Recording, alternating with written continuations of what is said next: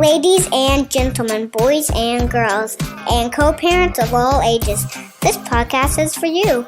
Introducing and the centering the Amicable divorce expert, Judith Weigel. Joining me in centering today is a most refreshing human being. We have Joseph George of George & George ADR Group in Jacksonville, Florida. The acronym ADR stands for Alternative Dispute Resolution, for those of you who aren't familiar.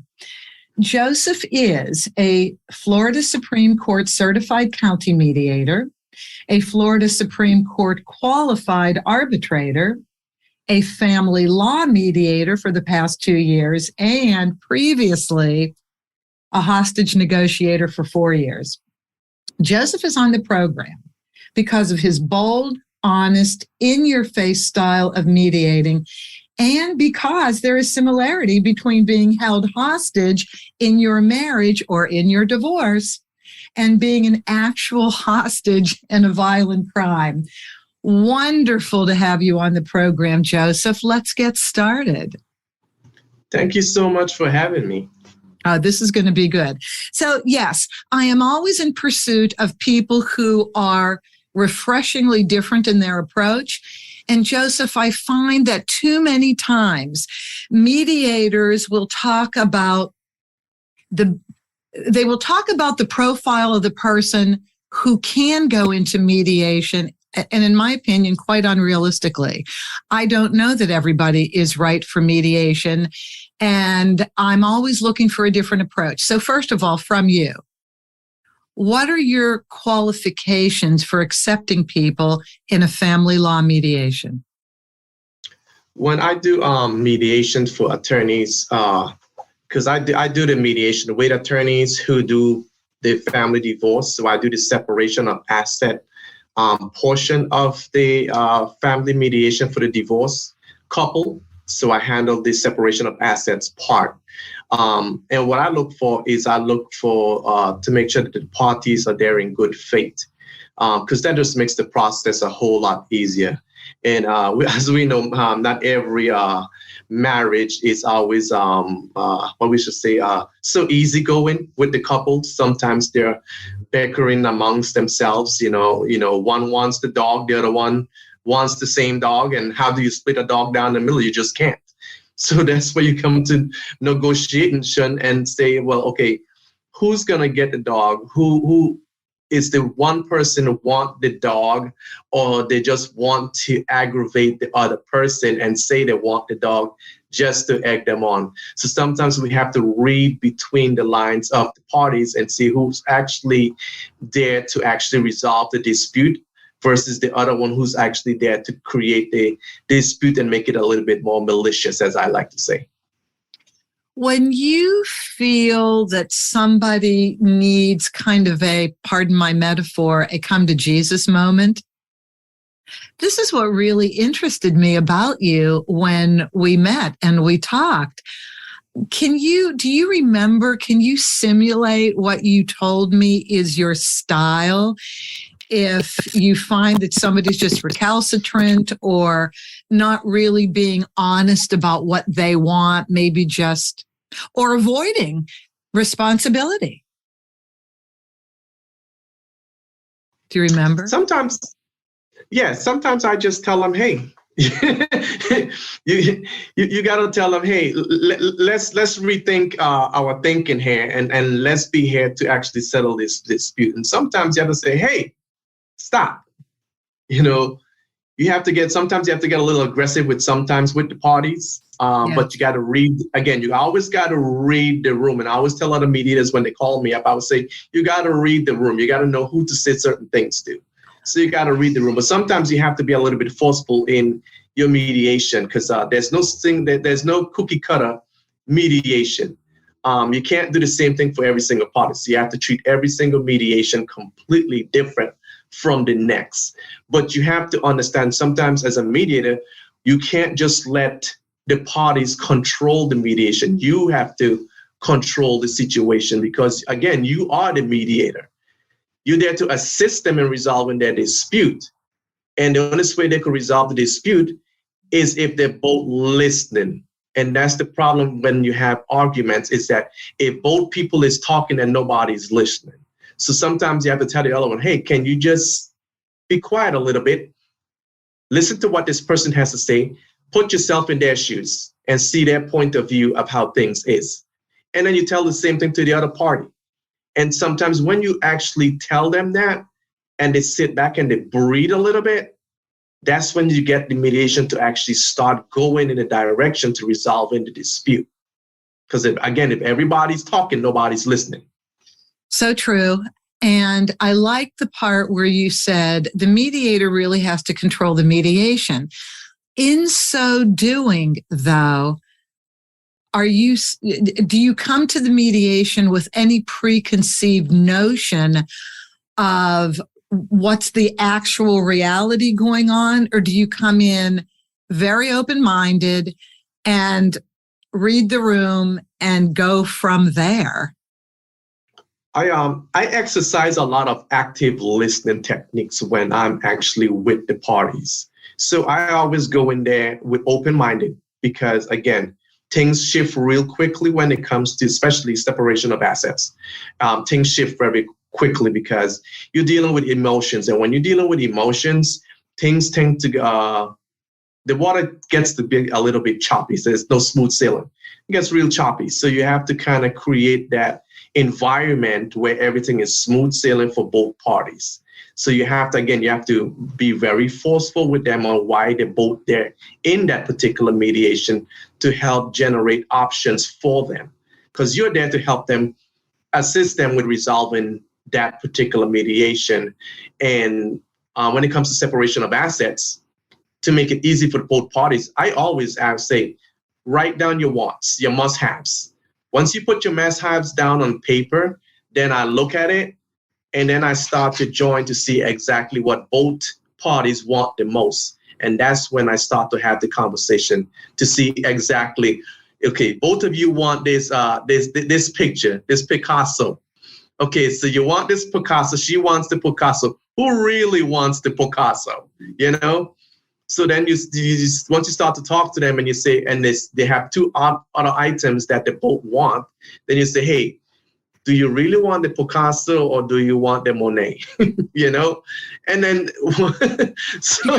because where there's a Picasso, there's got to be a Monet or a Warhol. It has to be.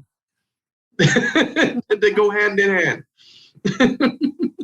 They do. Okay, I'm going to give you a situation that is not unfamiliar to every single mediator, and I don't care what state you're in. And here's the situation. There are minor children.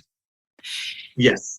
The person who makes more money is apparently going to be the payor if there's a significant amount of difference in the two incomes between the parents.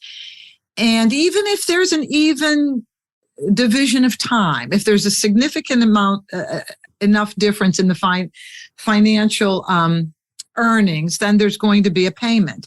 But the person who makes significantly more says, you know, I've been thinking about cutting down on my work. I'm tired.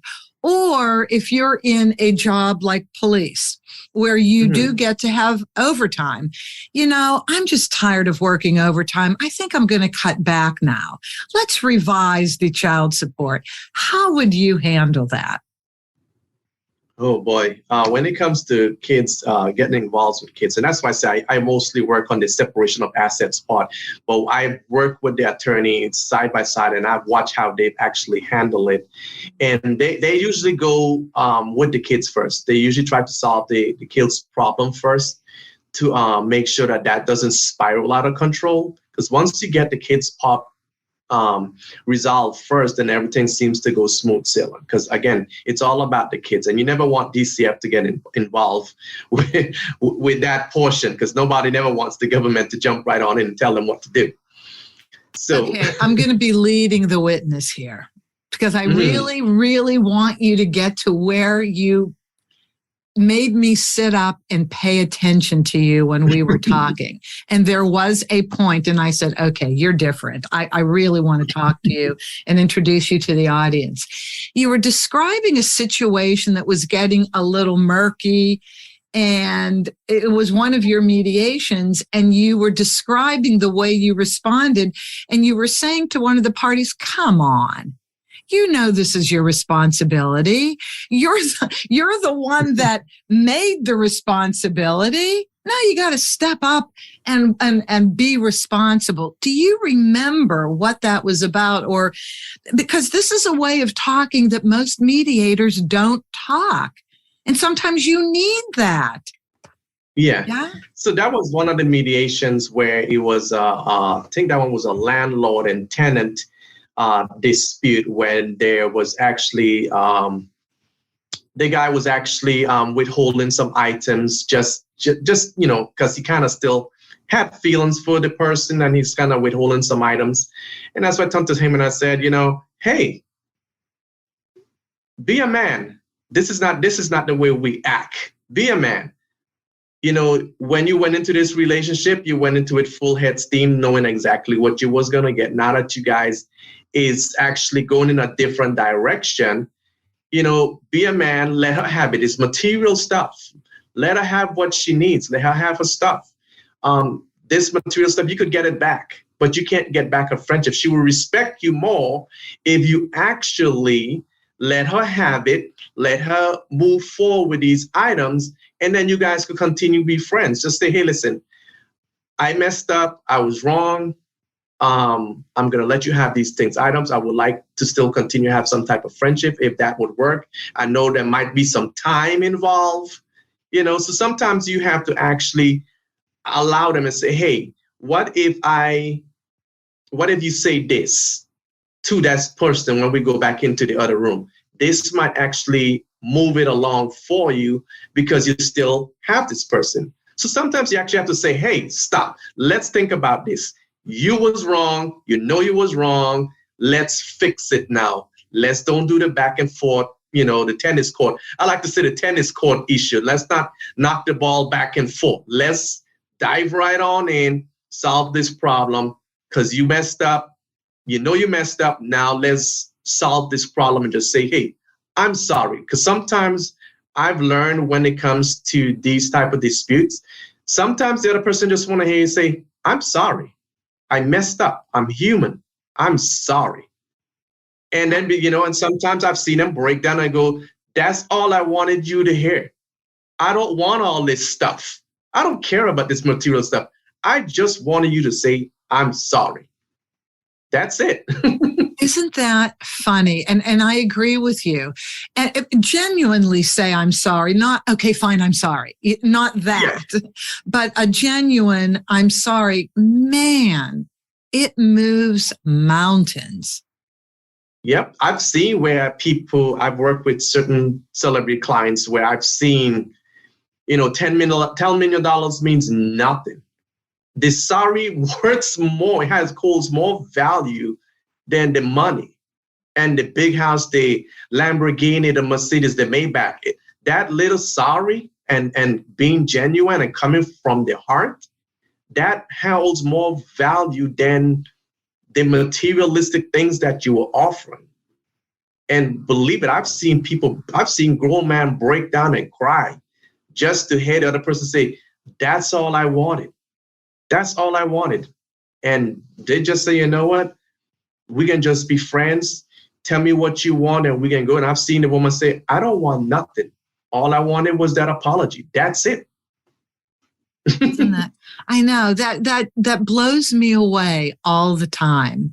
And I've seen this happen in front of me too. And it's just like, wow, the power of human connection is, it's far more golden than money.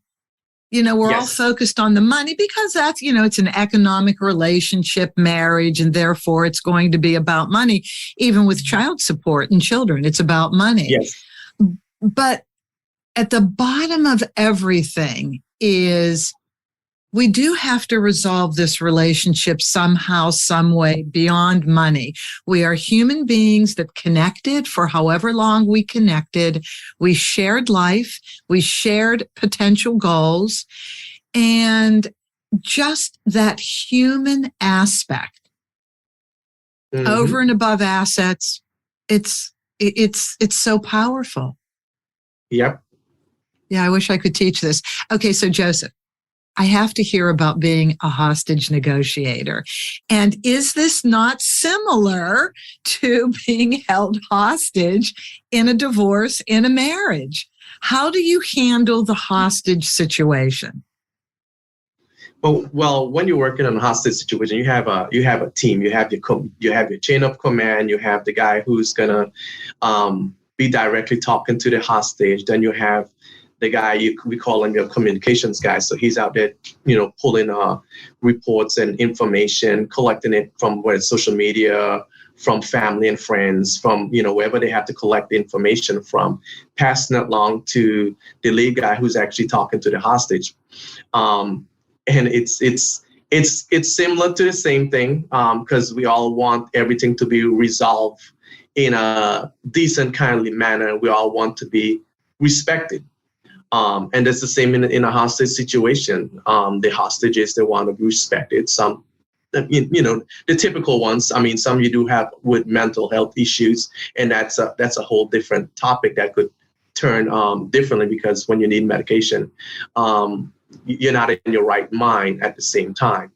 But holding someone hostage is the same thing for certain law enforcement issues. But when you transfer that same hostage negotiation situation into the divorce aspect or relationship aspect, it's the similar because I've seen where relationships are held hostage just because someone feels that they're what you call a narcissistic person. They want to be right. Their way of thinking is the only way to think.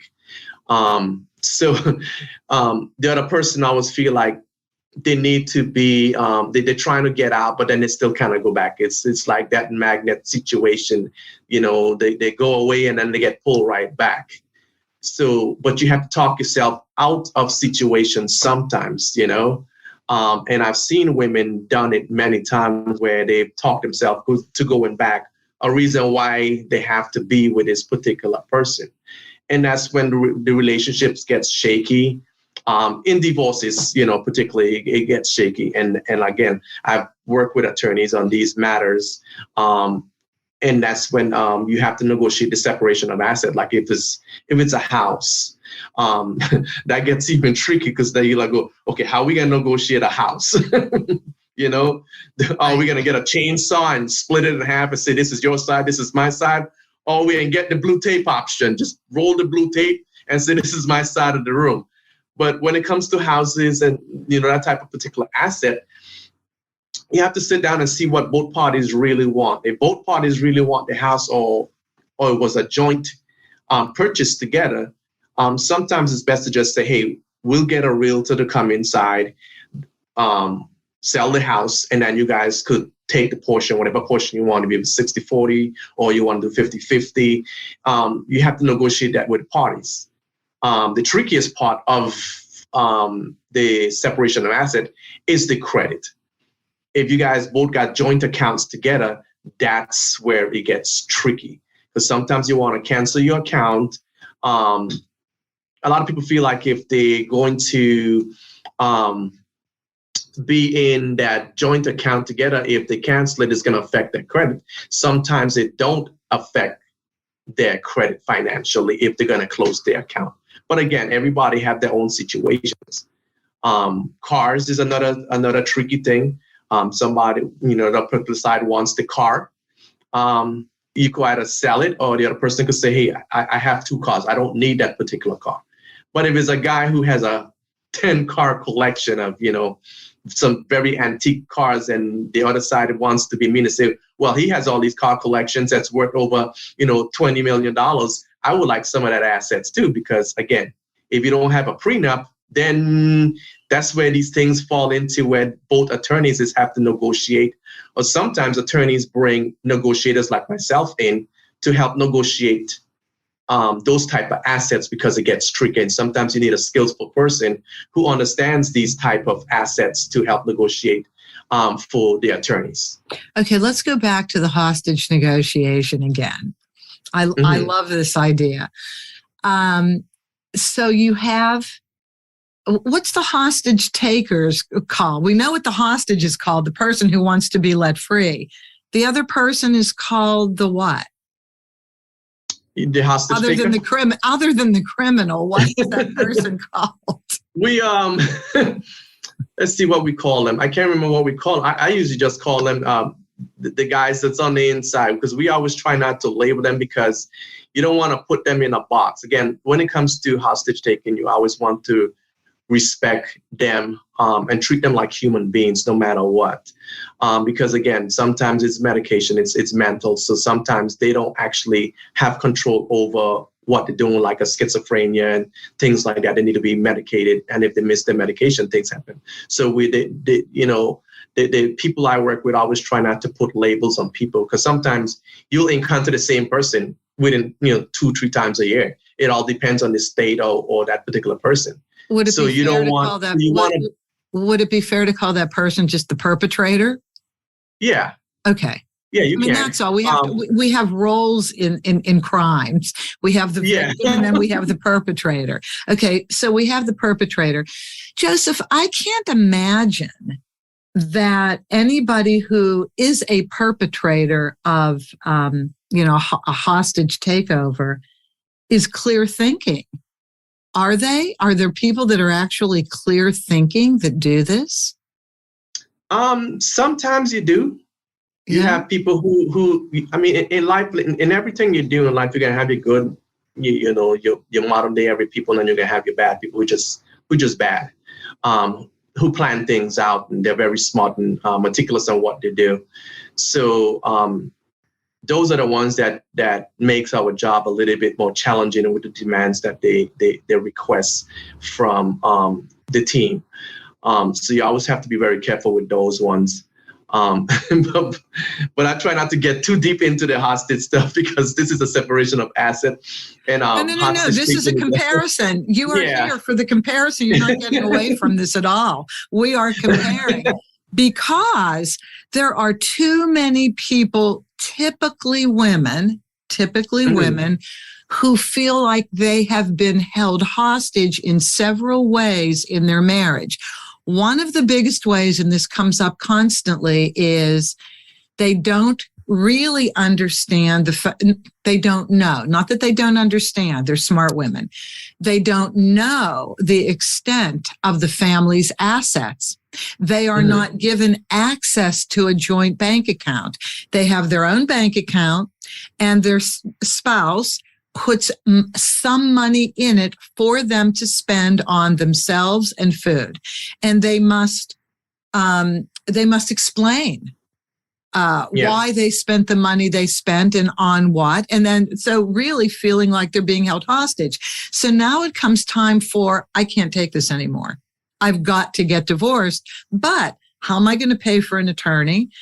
They feel held hostage in the marriage and the divorce, or they figure out a way to pay an attorney. They file for divorce. Now they're in mediation, or they have to go to trial because the other party can't mediate. And they say that they've been held hostage there because they still don't know the extent of everything, and they've always felt controlled to a large extent by their spouses. This to me sounded very much like an actual hostage situation. Is it not comparable? Yes, it is. They have a very strong similarity, because and sometimes those we call them little domestic disputes. Those actually can turn into hostage situation where the boyfriend just, she goes off, she do something, and especially if it's a jealous boyfriend, they just snap, and then it becomes a whole hostage situation. So that's why there's places where women can go to seek those type of help for those situations. But you always have to read the lines on the type of person that you mean, because women do it too. So it's not just men, it's women too have that forceful role. It's a smaller percentage of men, and believe it or not, a lot of men don't report things because of their ego. I do believe it. I do believe it. That takes a lot, but it's the same thing. It's the same thing when you feel held hostage in your marriage, and you with a spouse who is very controlling. He got the password to your phone, so he's in your Facebook account. He doesn't want you to go out with your friends. He's in your LinkedIn, seeing who you're connecting to on LinkedIn. He's asking you questions. Why you talking to this person? He controls your friends. I don't want you to see, let's say, I don't want you to see Mary anymore. I don't think she's the right friend for you. So it's the similar thing. And again, those are things that actually could spiral into a situation if it's not checked early. But again, these are things that it's out of my realm. There's more. They fall a little bit more into a psychology or a doctor situation. So I don't want to get to where people feel like I'm giving them advice. But definitely, I like to say it's a similarity with the divorce and relationship. Hostage taking is again, it's out there. It's strong, and these little I don't want to say little. Let me not use that choice of word, because what I may think is small is huge to other people. Good point. Yeah, good point. Okay, so in my understanding of how one would confront an actual hostage situation, a violent crime situation, versus you're in a mediation and you can clearly see there's a power imbalance. Mm-hmm. One person is very alpha, the other one really is very submissive, and you want everybody to be able to speak up for themselves. In a hostage situation, are you not trying to relax and calm down the perpetrator and really focus on what the perpetrator is actually asking for, what their goals are, what they want to accomplish by taking this other person, as a hostage in order to get what they need in other ways. And then you go over to the power imbalance inside of a mediation, and you get to see what the marriage was like, right? You get to see who controlled who. And how do you address that power imbalance in a family law mediation? Even though you're talking about assets, you still have a power imbalance. Yes. So again, it's all about, I apply the same things in mediation from my hostage training, which again, in hostage training, they teach you about active listening. So that's the same thing in mediation. Empathy, you have to feel for what the person's saying, but at the same time, you have to create a rapport with that person to actually build that relationship. And then influence, that's another one that they teach us in training. Then you have behavioral change. So you have to look at the person behavioral change when it comes to, because they'll shift back and forth, their behavior. So, and then body language is another thing you want to watch. So it's the same thing. And that's why I say hostage negotiation and mediation, sometimes I call them the stepbrothers. I can understand that. Joseph, they share a lot alike. They do. What did you mean by influence? One of the aspects in hostage negotiation is influence. What do you mean by that? So influence, when you try to let the person know exactly what you want to do, and you try to build that rapport with them, that trust you want to do. You want to earn their trust. That the way you get them to work with you on certain things and get things moving. So you also, and that's what that say, you have to build that rapport. It's so important to build that rapport with that person. But that active listening is so much important, because if you listen to what they're actually saying, then you know how to proceed with them, with that rapport. You know how to inject certain words, open-ended sentences and things like that with them to get them to give you what you want, and they still get what they want, but in a safe manner. Understand. Okay, that makes a lot of sense. Joseph, what's the difference? And I'm looking at my notes from when we spoke earlier. What's the difference for you between options versus advice when you're mediating? Options, I always lay options out on the table for the parties. And I usually get their consent before I do. I say, hey, I got some options to help you guys resolve. It seems like you guys is not coming with nothing to the table. Do you guys want me to lay some options out for you to help this move along? And I'd write down my little options. Option one is, you want to spend more time with the kids. He's busy. He's always traveling, but he's home on the weekends. Can he get the kids on the weekends? That's an option right there. Option two, I know you guys don't want to even see each other, but you guys bought this house together. It was a beautiful home. It was supposed to be a forever home. Now, what do? Do we sell it?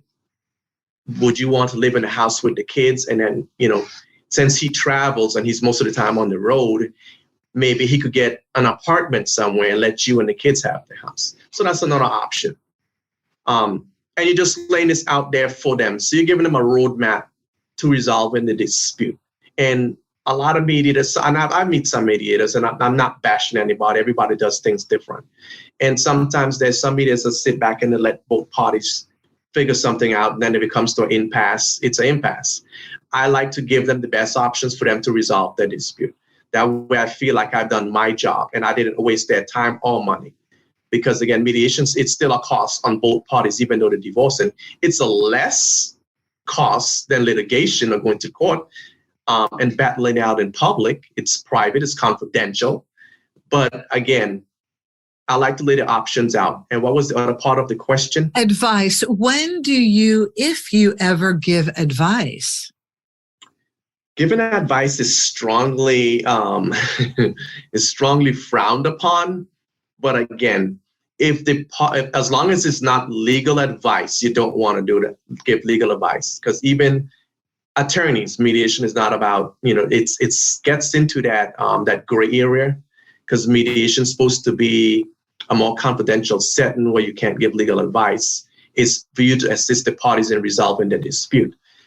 But there's some ways where, again, you give strategic options. It's similar to advice, but it's not giving the full advice. So you're not saying, hey, if I was me, this is what I would do. And I think this is the best option for you, So you could give strategic options is how I like to word it, strategic options. But you always involve both parties into that process. That way they both understanding what's going on, because you say, and you always have to use the word, hey, you guys can't seem to come to a good resolution yet, but you guys are very close to resolution. But I would like to help you with this process if you would allow me to. Good. Very, very good. And a lot of times people will turn to you and say, after they've shown you how their conversation has gone prior to entering the mediation, this is what I want, this is what he or she wants, and we just can't get past that. So what should we do? I always find that to be an interesting point in the road, because that is where we roll up our sleeves and get to work as mediators. And it's such a delicate balance. I don't know if you feel this way, Joseph, but I think it's such a delicate balance as a mediator, because you really do want them to trust that you have both of their best interests at heart. Whatever comes out of your mouth is not meant to favor one person over the other. I mean, that's horrible. If anybody thinks that, I get mortified because that's not where I'm at. You don't know them. And so how would you come in and find favor with one person over the other? But they're stuck. And I love that part when they're stuck. And now you can say, okay, and here's your active listening. I heard you say this, and this is what you would like to do. I heard you say that, and this is where you would like to do. But what I didn't hear was this. Or do you hear that you each are sharing a portion of what you each want similarly? And they don't hear it. They don't hear where they agree. Do you find that? Yes, I find that often. And I guess it's because they're both so mad with each other or so frustrated with the situation that they can't even see that they're both saying that they want the same thing, or they both actually is right at resolving their own dispute. But the minute you project it out their form and you say, hey, how about this? It's the same thing they've been talking about for the last 45 minutes. But when it comes out of the mediator's mouth, it's like it's written in gold. They're like, okay, that's a trustworthy source. That's what I want. Let's go for that. And you're like, so we just said 45 minutes. I know. It's funny. It's such an interesting process. Years ago when I first started, I realized immediately the second a mediator thinks they know how to resolve the issue, they've lost. Mm-hmm. There's no way before you can sit in front of both parties talking to each other that you really know what's going on. And when you do your, I don't know if you do this, do you talk to each party separately before the mediation just to get a sense and feel for who they are? It depends. If it's a big case, my big case is sometimes I get the files. Still, both parties would send me out their files and things that they're talking about. Then I'll review it.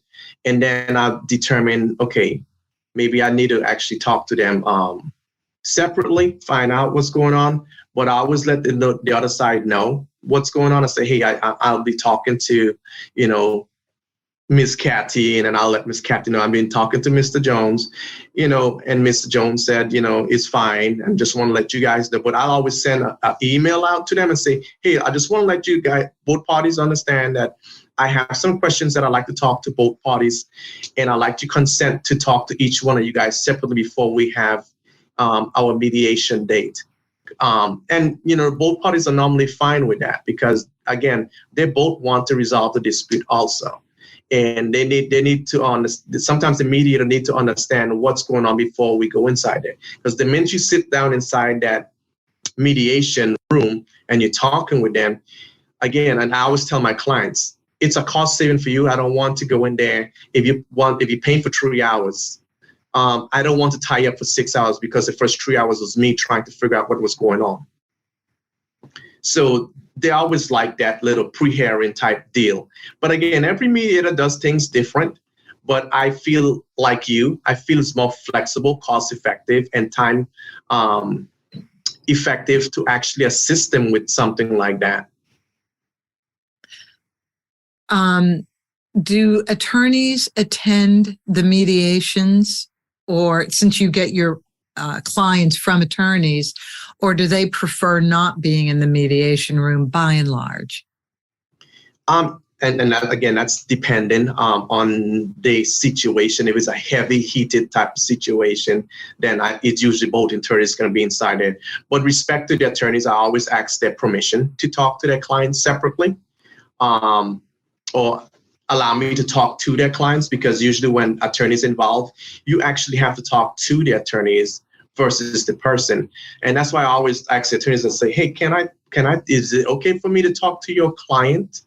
Because I don't want the client to feel like they're not involved in the process. And sometimes when you have both attorneys, they all want to win, because attorneys have a winning spirit. That's attorneys. They want to win.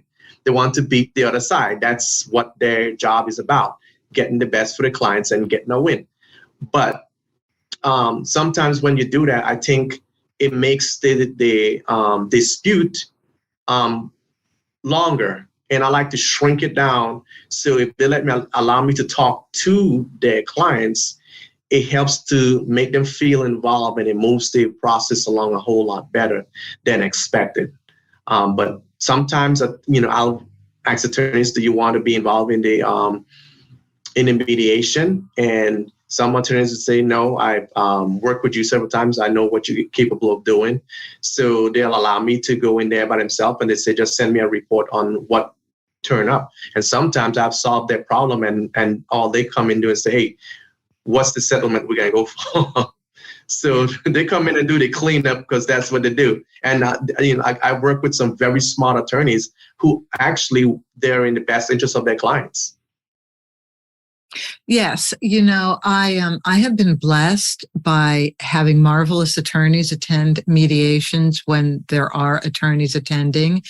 I generally have found it's the person who doesn't feel as confident as the other spouse bringing in an attorney to help communicate for them. But I always like to make sure the client is participatory in the discussion, because worst case scenario is then the client is mad at the attorney for making a deal that the client really didn't want. So, let's make sure the client's wishes, as you said, are represented properly. Do you And I like to interject also that I always ask the attorneys that if they got full power to negotiate on behalf of the client, because I've gone in several mediations where the attorney says, wait, I have to call the client. I don't have full power to make a decision. Yeah, so sometimes the client, everybody has a client who is demanding, in charge. And hey, if they're paying the tab, they're against, I guess, your boss at the same time too. So you're going to meet one or two that's going to say, listen, I'm going to give you authorization up to this point. After you meet this point, you need to pick up the phone and call me. So I've been in mediations like that where they've gotten on the phone and, they say, hey, we've met this point. We at that mark. What do you want to do? And they say, okay, since we're at this mark, this is what you need to do. I'm willing to settle on this particular item. So yeah, it's happening. It's going to continue to happen because again, every case is not a cookie cutter. It's always different. But the attorneys know what they're doing. But it just gets frustrated for the other side when the other attorney goes, "Hey, my client gave me full authorization. What's going on over there?" Okay, so in that type of a situation, are there just two attorneys in the room negotiating with each other and you're the mediator? Or in the scenario you just described, would there be an attorney representing a client who wasn't there and on the other side, an attorney with their client? Most of the time it's the attorney and attorney. So you have the client sitting right there and the attorney is just the mouthpiece. So the client sitting there because they're paying the attorney, so the client really don't want to speak. And that's what's it. Sometimes I'll ask the attorney because if I have a question and I feel like maybe the attorney didn't know something, like something, you ever feel like something has been missed that the attorney didn't ask, and you ask the attorney, hey, is it okay for me to ask a question? And then you ask that question, and then the attorney eyes open up like, wow, I did not know that. And that's an honest attorney. That's a genuinely honest attorney who doesn't try and cover up. It just, I didn't know that. Thank you for asking. That's great. Yeah. Joseph. Because that helps them too to move the process along. Yeah. I just want to say something about attorneys. There are some awfully wonderful attorneys out there in family law that don't consider it a cesspool of money and just keep racking up hourly bills just to make money. There are some really good people out there. And then there are the opposite.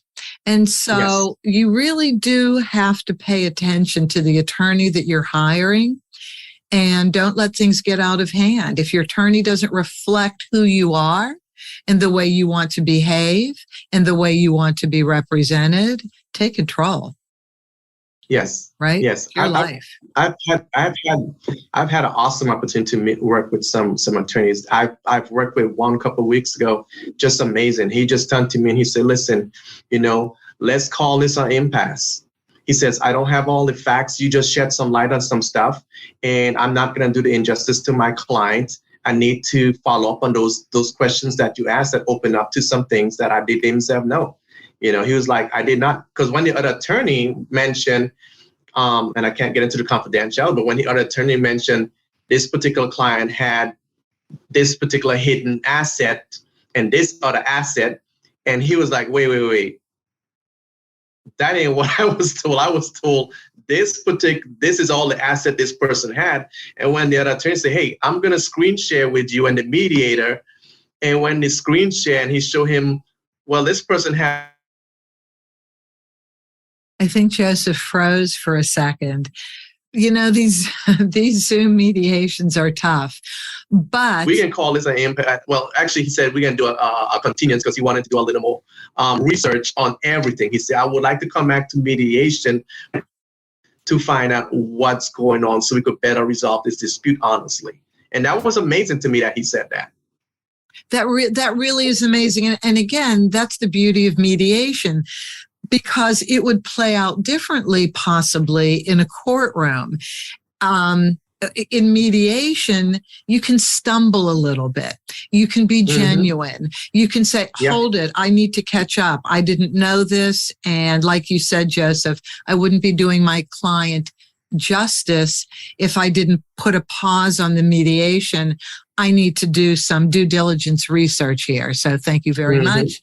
And we'll be back. You know, something. And like if it was court, and if it was in the courthouse, it'd have been, it'd have been a deposition. We'd have to sit down. We'd have to get, maybe some investigators involved, and that racks up a hefty price. The investigator got to get involved. It's got to follow around. It's got to research a whole bunch of things. Got to go through court records, public records to see what they can find, and that takes time. Those are admin fees that's racking up. Absolutely. So that's why I always tell people, mediation for attorneys actually gives them a window into how their case can this case be won in court on my behalf, or do I need more information to actually represent my client? So mediation gives them also, it's a tool for the attorneys also to see how strong their case is going to be in court if they have to go to court. Oh, I hadn't really thought about it like that. It's cheaper than doing a deposition.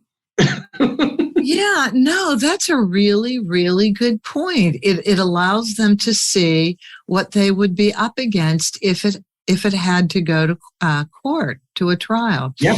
So, Joseph, you also have worked on some very high-profile celebrity mediations in Florida. Now, Jacksonville is in northern Florida. Yes. The celebrities, by and large, live in Miami, Palm Beach, Boca Raton, right? They're concentrated there, or am I wrong? It's shifted. Those was the golden days. You have several places in around Jacksonville, like Ponte Vedra has some very hefty people in Ponte Vedra. You have some, we have an area called Nocatee that has that's a newer community that's building up that area. Tampa definitely has some areas. There's, I think it's Windermere. Is it Windermere? I think so. Those have some areas. So it's not just Miami. But again, being that post-COVID and Zoom has taken off, now we don't have to go to any place anymore. Everybody congregates to send you up. If the other person sends them a demand letter for mediation or engagement letter for mediation, then, once you send it out and send them the Zoom information, then it just makes it so much easier now. So that's what I like about Zoom. You do like doing Zoom mediations? You don't mind? I like doing Zoom mediation, but I always give my clients the options. I always say, hey, I could be personable or we could meet in person at said location. But when you're dealing with high profile people, their time is everything. So they can't always make it to that location. So if they could do it, let's say if I was working with someone and they was on set, they could take a minute off a set, do the mediation real quick while they're on break, and then jump back on the set. So it makes it flexible and easier for everybody. I mean, between Zoom and Go Meeting and all these other video platforms that's out there, I'm glad that the courts allowed it because now it's so much easier for us, and even international clients that I work with. You're dealing with guys over in other countries, and they got the big screen up, and you can see everybody straight down. I call it the judgment table, the Last Supper table. Because when I'm doing mergers and acquisitions, when you're doing mergers and acquisitions, you have full-on counsel team that's in there with board members and presidents of the companies and CEOs of these companies. You have, probably you can have a room full of 15 attorneys in a room when you're doing mergers and acquisitions. I didn't introduce that as part of your background because I just focused on the family law portion and the hostage negotiation part. But very fascinating that you've done mergers and acquisitions and mediation. So I wanted to ask you, because that's a big specialty. I wanted to ask you, though, with the celebrity mediations, are they any different than non-celebrity mediations, have you found? There's no different. Just their time, they don't like their time being wasted. They like to get in and get out like everybody else. They're very big on confidentiality versus your regular mediations. The regular mediators sessions, they're more confined with the confidentiality of it. When you're dealing with celebrities, they add another layer of a NDA. So they always want the mediator to sign a non-disclosure agreement just because of another layer. Oh, okay. Because even though we say it's confidential, they rather a non-disclosure agreement to hold you accountable. So it's all about accountability with the celebrities in case because something's always getting leaked when it comes to celebrities, and they don't like their business on front page in the morning, Absolutely. You don't know what mediators are then. You don't know their personal situation. They might take something that a celebrity said and they could go and sell it to a network for like $2 million, so they always add that extra layer of confidentiality on there. But the disputes are higher risk, but they're the same. And you approach, I always tell people, don't look at them as celebrities. Look at the situation that they're in and work on the situation, and everything is going to fall into place. Some people get celebrity shock and they go, "Oh my God, that's you," and that's where that unconscious bias or you're trying to be impartial, but you're like, "Oh my God, it's my favorite celebrity. I gotta make sure I push something in their favor," and you can't do that. So sometimes if you feel like you can't be impartial, just remove yourself from it and call another mediator and say, "Hey, look, I have this celebrity client, but I don't know if I could be impartial. I would like for you to handle this case for me because I think it's going to be a heavy conflict for me because this is like my childhood celebrity and I love him to death and I'm all on their social media. I got the pictures in my house, everything. I got like 4 autographs when we went to a concert or something." So you got to remove yourself, because if the other side finds that out later on, then that could be a conflict, and you could be subject to some questions to the board that you may not want to go down that road. Absolutely. And it's so funny. I got called by a celebrity that I did an episode on. I once a month I do an overview of a celebrity divorce. I look at the aspects of that case and I compare it to just non-celebrity people having to deal with the same things. It just is it's a fun window. Sorry about using the word fun, but it makes it an interesting window to look through at your divorce if we're kind of looking at those same aspects with a celebrity. And I've had celebrities as well in the office. I mean, this is Los Angeles. You're going to get celebrity clients at some point. But with each and every one of them, and I did get called by a celebrity where I remarked on the divorce, it was just a human being in need. Mm-hmm. That's really what it came down to, a human being in need. And all of that celebrity stuff just got melted away, and you're focused on the issues and how to help them resolve the issues in the way that it works for them. Very interesting. And they run in a circle, and they always tell their friends. That's one thing about them. If you do a good job and you assist them and you're professional, and I always tell people, always remain professional, even when you're not in the office, because you just don't know who you're going to meet. Oh my. And a lot of people, they're professional only in the office, and they get out there and they're rude to the waiter. They're rude to, the towel boy at the gym. You don't know who knows who. That towel boy at the gym, you don't know. His dad could be, 20, 30 billionaire guy. And, he's just teaching his son you have to work for something. And you have to just treat people kindly. That's it. You're so right. Boy, you couldn't have said that any better. Seriously. But celebrities, their issues are no different than our own. But a lot of them is because of breach of contract. A lot of their disputes is breach of contract and non-contract, meaning that it was a family friend and we grew up together, so I didn't feel I need a contract. And you're like, always get a contract. Well, that's like writing a prenup on a napkin.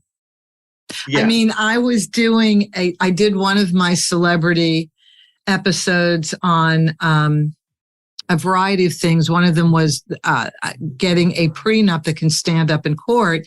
And I used Steven Spielberg when he was divorcing Amy Irving. And I did some research. That was a really interesting one because at the point he was divorcing Amy, she was a working actress. So she was making money, not Spielberg money, but he had already done some of his heaviest films. He had done Jaws, a bunch of heavy duty films. So he was worth $200 million. Mm-hmm. They did not go to an attorney to get a prenup. He wrote it on a napkin. Can you guess what happened when Amy contested the prenup in court? What happened? Nothing. He got nothing. He had to divide the $200 million. It wasn't a prenup that could hold up in court. I mean, that to me was quite surprising because I know who his attorney is and was, and he's had the same attorney for 1,000,000 years, who's a phenomenal attorney in town. Okay, I want to finish with one thing, the human side. You have an autistic son. Yes. What's it like being a dad of an autistic son? What kind of additional responsibilities? What's it like caring for him? And will he always need what we call adult child support? Yeah, it's challenging. Like me, I like to listen to my music loud. And he can't listen to too much loud stuff. So he always wants it. He'll say, "Dad, turn it down. Can you turn it down?" And I'm looking at him like, I'm trying to get and do my workout in the morning, So it's challenging, bright lights and things like that. He doesn't like too much of that, but it's challenging. Again, it's very challenging. His speech has gotten a lot better. But he's very smart, very knowledgeable. He's the strongest person I know because he does a lot of things, even though he's still growing up. But he's my champion, and he has his challenges in school. But again, he has a good support team. My sister is a good support for me, so she helps me with him.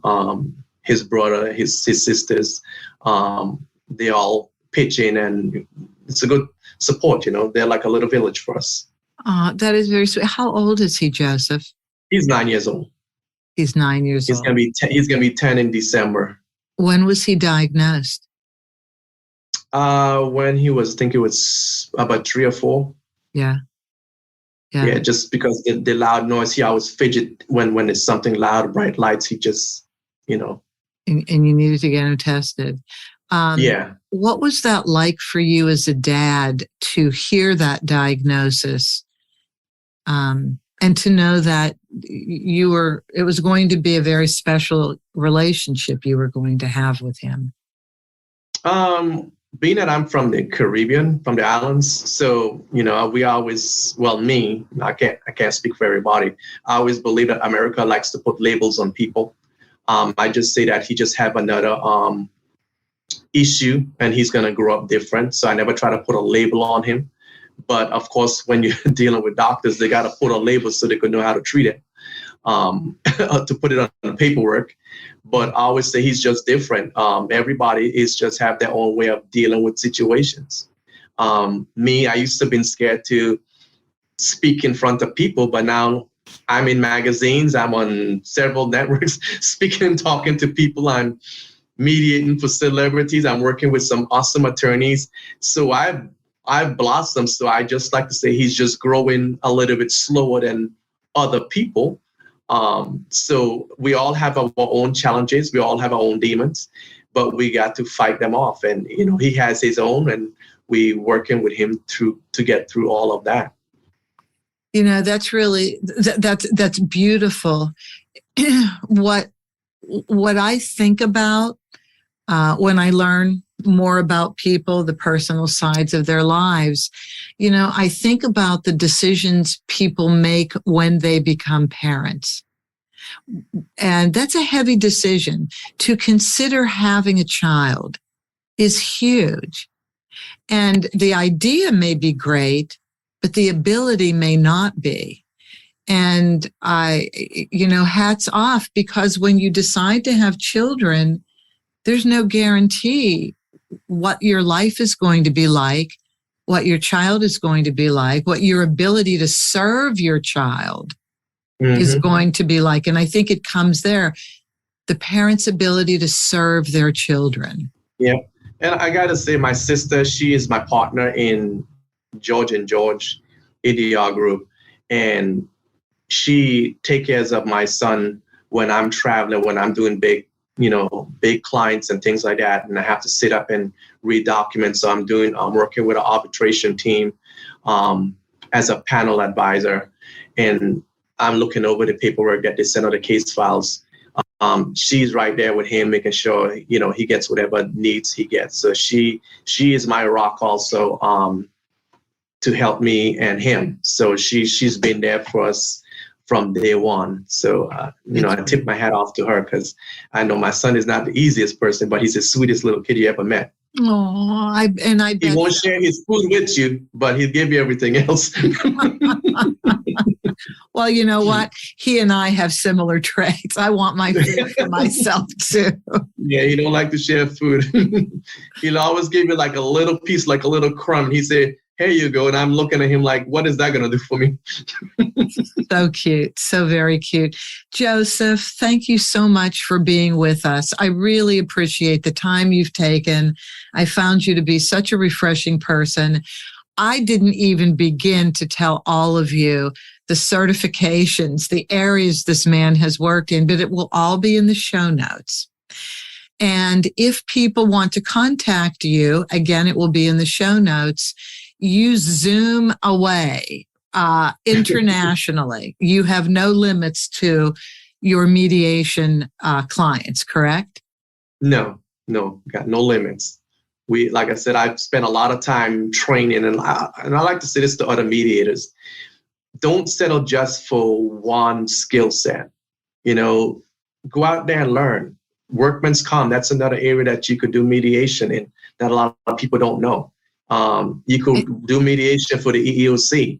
So don't settle for the status quo or the template that the past mediators have put out there. Break out that shell, get out of that little box that they're in, and go outside and create your own box. Go into HR disputes, go into work for HR firms and dispute those employee disputes that they have. So you don't have to work for a law firm and do employment dispute. You could go directly to HR firms that has accounts with these big Fortune 500 companies and go in there and say, hey, I would like to be part of your dispute resolution department and help solve some of these employee relations for some of your big clients. Those are areas that's out there that needs to be filled. Construction also. Construction is a big one. So and this go is and learn. And all of this is in your background. Yeah. I'm sorry, keep going. Go ahead. And lien notices, like construction. Construction is heavy right now with lien notice. A lot of people always like to say, the guy built my house, but I don't like the way he built my house. Now I'm not going to pay him. So when the GC puts a lien on the house, that catches their eye. Now they want to go file a lawsuit against the GC and say, he's got a lien on my house. Well, you got to pay this guy. He built your house. You got to pay the guy. So that's another area that mediators need to look into, same as eminent domain. And eminent domain, I mean, they could look it up. That's when the government say, hey, this land of yours own, it's in a redevelopment area where we want to increase the population. We need that land. So that's another area that mediators don't go into because they don't know. So I just want to say to other mediators, get out your box, break up that cookie cutter template that's been, it's done, it's over with. Update yourself because the industry is growing. So you need to grow with the industry and update yourself. I think that's extremely good advice. And may I add that Joseph is a certified cannabis mediator as well. Who knew there was that certain type of distinction? So when you look at the show notes and you look at all of his certifications in the different areas in which he can mediate, you will be blown away. And all of this works together to give him tools, perspective, skills, creativity to solve your mediation. And I thank you very much for being here and teaching us this, Joseph. Thank you. Thank you so much for allowing me to be here. My pleasure. And thank all of you for joining us. Next week, I will leave you with a little cliffhanger, and that is I will once again present you with somebody left of center, but right smack in the middle of your ballpark and what you need to know. So thank all of you for joining us. And as always, have an amicable day. That's our show for today. Thank you for joining us. Be good to yourselves, be kind to your spouse, and cherish your children above all else.